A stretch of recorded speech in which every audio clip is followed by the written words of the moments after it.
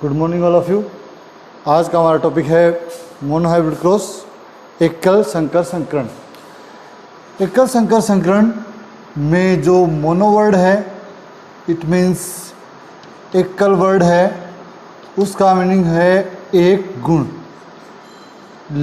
को लेकर किया गया क्रॉस। यदि कोई भी क्रॉस मेंडल की जो 7 कैरेक्टर हैं उन 7 कैरेक्टर में से किसी भी एक गुण का इस्तेमाल किया जाए क्रॉस के लिए तो उसे हम एकल संकर संकरण कहेंगे। एक गुण के 2 लक्षण होते हैं, जैसे कि जो मोस्ट कॉमन यूज होता है वह है पादप की लंबाई। ये पादप का एक गुण हो गया, पादप की लंबाई मटर के संदर्भ में इम्पोर्टेंट कैरेक्टर। और इसके 2 फीचर हो गए, लंबापन और बोनापन।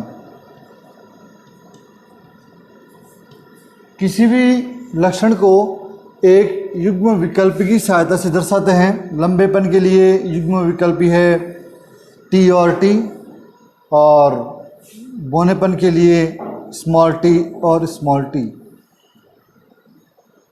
इस प्रकार के युग्म विकल्पी जनक के रूप में लिए जाते हैं। मोनोहाइब्रिड क्रॉस में एक प्लांट जो कि लंबा है उसका क्रॉस एक ऐसे प्लांट जो कि बोना है से जब करवाया जाता है तो उसे मोनोहाइब्रिड क्रॉस कहेंगे। लंबेपन के लिए हम सिंबल यूज़ करेंगे टी और बोनेपन के लिए हम यूज़ करेंगे स्मॉल टी। ये जनकीय पीढ़ी है, इसको पेरेंटल जनरेशन कहते हैं, पी से रिप्रेजेंट करते हैं। इसमें सबसे पहले हम गैमेट बनाते हैं। प्रीवियस वीडियो में हमने गैमेट कैसे बनाते हैं इसके बारे में डिटेल दे रखी है, हर कैटेगरी में दे रखी है, मोनोहाइब्रिड, डाइहाइब्रिड, ट्राइहाइब्रिड और उससे भी ज़्यादा। तो आप वहाँ जाकर गैमेट कैसे बनाएं उसके बारे में जान सकते हैं। यहाँ पर गैमेट 2 बनेंगे, टी और टी ये दोनों अलग हो जाएंगे, लेकिन कॉमन एक जैसे हैं तो हम एक यूज कर सकते हैं। ऐसा ही यहाँ पर स्मॉल टी के साथ ही है, इसको बोलते हैं गैमेटिक जनरेशन और जी। इसको जीवन से भी रिप्रेजेंट कर सकते हैं क्योंकि ये पहले बनता है, नंबर 1 पर है। इनका हम क्रॉस करवाएंगे तो हमें एक पीढ़ी प्राप्त होगी जिसके सभी पौधे 100% लंबे होंगे। ये पीढ़ी F1 जनरेशन कहलाती है। F1 filial first.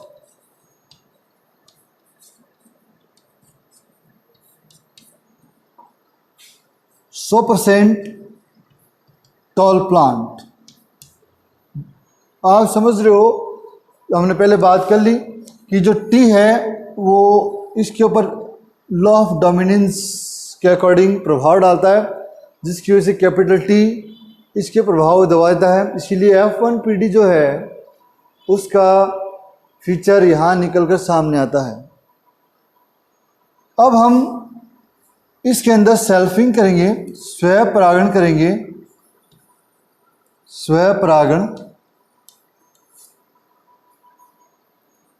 और देखेंगे कि इससे जो F2 पीढ़ी प्राप्त होती है उसमें रेशियो किस प्रकार का प्राप्त होता है।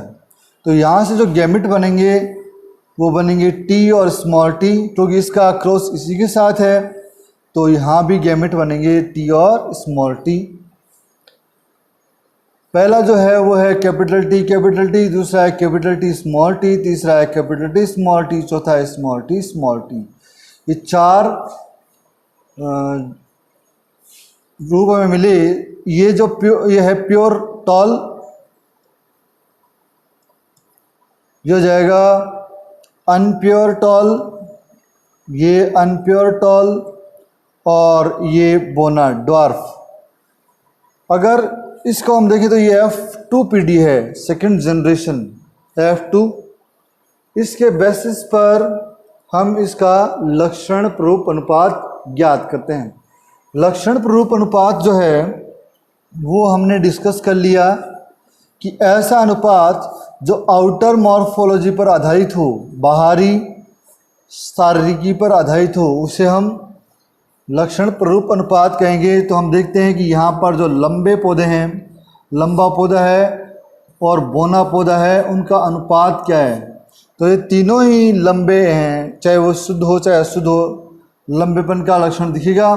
3:1 हमें यहाँ पर देखने को मिलता है। जबकि हम यहाँ पर जीन प्ररूप अनुपात देखें, जीन प्ररूप अनुपात के बारे में हमने बात की कि ऐसा अनुपात जो गैमेटिक स्ट्रक्चर पर आधारित हो उसे हम जीन प्ररूप अनुपात कहते हैं। तो यहाँ पर टी अनुपात टी स्मॉल टी अनुपात स्मॉल टी देखते हैं 1:2:1 आएगा। तो ये मोनोहाइब्रिड का लक्षण प्ररूप और जीन प्ररूप अनुपात आपके सामने है। लक्षण प्ररूप 3:1 और जीन प्ररूप अनुपात 1:2:1। मेंडल के इस नियम के द्वारा या ये कहें इस क्रॉस के द्वारा मेंडल ने 2 नियम दिए, ये आपको बता दूं। पहला नियम दिया प्रभाविता का नियम जो यहाँ पर हमारे सामने है, और दूसरा दिया पृथक्करण का नियम। इन दोनों नियम को हम एक अलग क्लास, अलग वीडियो समझेंगे। अभी हम अगला पॉइंट समझते हैं, dihybrid cross. Monohybrid cross के बाद में dihybrid cross. Dihybrid cross में जो वर्ड है डाई हाइब्रिड, उसमें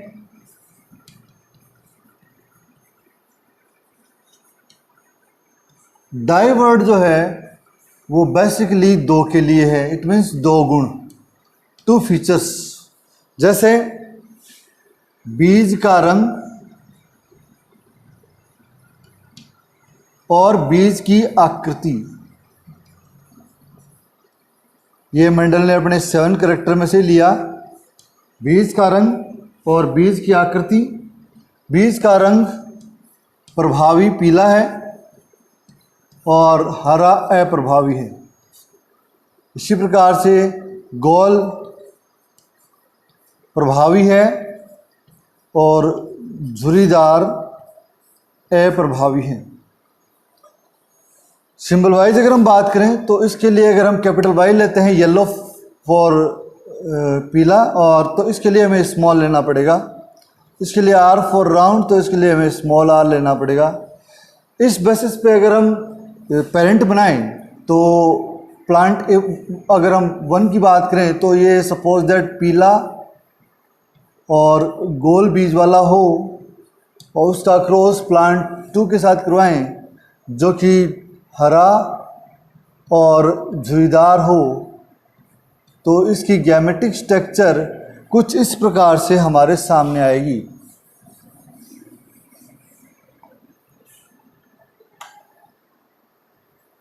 वाई येलो के लिए और आर राउंड के लिए, तो ये जस्ट अपोजिट हो जाएगा। स्मॉल लेटर में ये पेरेंटल पीडी पी।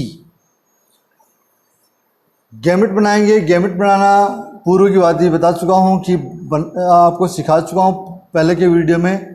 यहाँ से गैमेट 4 बनेंगे लेकिन प्रकार एक ही रहेगा। यहाँ से गैमेट 4 बनेंगे, प्रकार एक ही रहेगा। इसको बोलेंगे जी।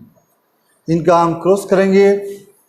क्रॉस करेंगे तो F1 पीढ़ी आ जाएगी हमारे पास इस प्रकार से। ये है F1 पीढ़ी। F1 पीढ़ी के प्लांट 100% लॉ ऑफ डोमिनेंस के अकॉर्डिंग पीले और गोल बीज वाले होंगे। इस पीढ़ी का हम सेल्फ क्रॉस करेंगे, इट मीन्स सेल्फिंग करेंगे, और इससे हम F2 पीढ़ी प्रोड्यूस करेंगे। F2 पीढ़ी प्रोड्यूस करें उसके लिए हमें इसके गैमेट बनाने होंगे, और हम देखते हैं कि इसकी गैमेटिक स्ट्रक्चर किस प्रकार की होती हैं। ये F2 पीढ़ी गैमेट 4 प्रकार के बनते हैं इस कैटेगरी में, तो हमें 4 बॉक्स बनाने पड़ेंगे। यहाँ पर स्वयं परागण हो रहा है, इसीलिए गैमेट दोनों ओर समान ही होंगे। तो Y R Y small R small Y capital R small Y small R, ये स्थिति रहेगी। ठीक यही स्थिति यहाँ भी रहेगी। Y R Y small Y capital R और स्मॉल वाई स्मॉल आर, ये स्थिति रहेगी। अब हम प्लांट प्रोड्यूस करते हैं। तो देखिए आप, पहला ये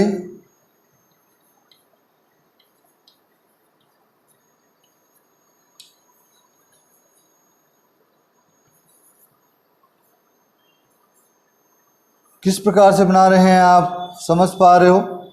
यहाँ पर नियम ये है कि जो कैपिटल हो उसको पहले लिखा जाता है, जो स्मॉल हो उसको बाद में लिखा जाता है। ये बात हमें हर बार ध्यान रखनी होगी।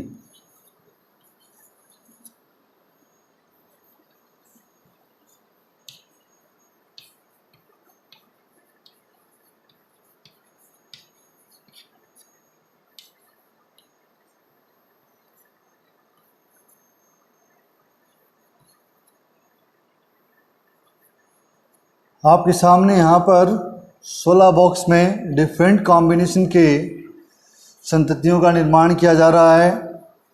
ये संतति रूल्स के अकॉर्डिंग बन रही है और इसके बेसिस पे हम इसकी जेनेटिक स्ट्रक्चर और साथ ही साथ इसके फिनोटाइप करेक्टर भी आइडेंटिफाई करेंगे। ये जो तरीका है वो आपके डिफरेंट एग्ज़ाम्स में काम आता है। तो हम देखते हैं कि यहाँ पर क्या है। सुविधा के लिए हम यहाँ पर गोल के लिए आर वर्ड यूज़ करते हैं राउंड, और येलो के लिए वाई यूज़ करते हैं, और इससे अगर उल्टा है तो स्मॉल लेटर यूज़ करते हैं। तो सबसे पहले हम देखें तो बात करते हैं यहाँ पर कम से कम एक कैपिटल वाई और कम से कम एक कैपिटल आर होने पर पौधा हमेशा गोल और पीला होगा। तो देखिए ये हो गया येलो एंड राउंड, ये हो गया yellow and round, yellow and round, yellow and round. कम से कम एक कैपिटल वाई सभी में है, कम से कम एक कैपिटल आर सभी में है, कैपिटल वाई कैपिटल आर। लेकिन यहाँ देखिए दोनों स्मॉल है।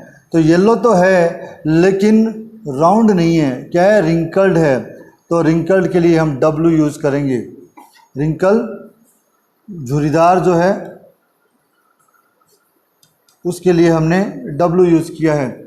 यहाँ पर येलो एंड राउंड, यहाँ पर फिर वही येलो एंड रिंकल, यहाँ पर yellow and round, yellow and round, yellow and round, yellow.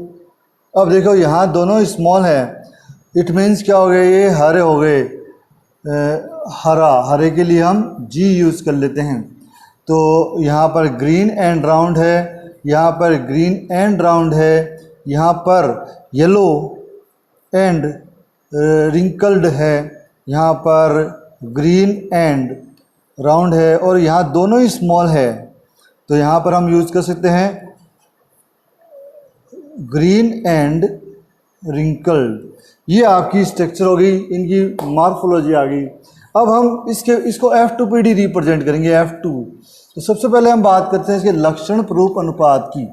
लक्षण प्ररूप में हम देखें तो आप खुद देख पाओगे कि येलो एंड राउंड कितने हैं, उसके बाद में येलो एंड रिंकल कितने हैं, उसके बाद में ग्रीन एंड राउंड कितने हैं, और उसके बाद में ग्रीन एंड रिंकल कितने हैं।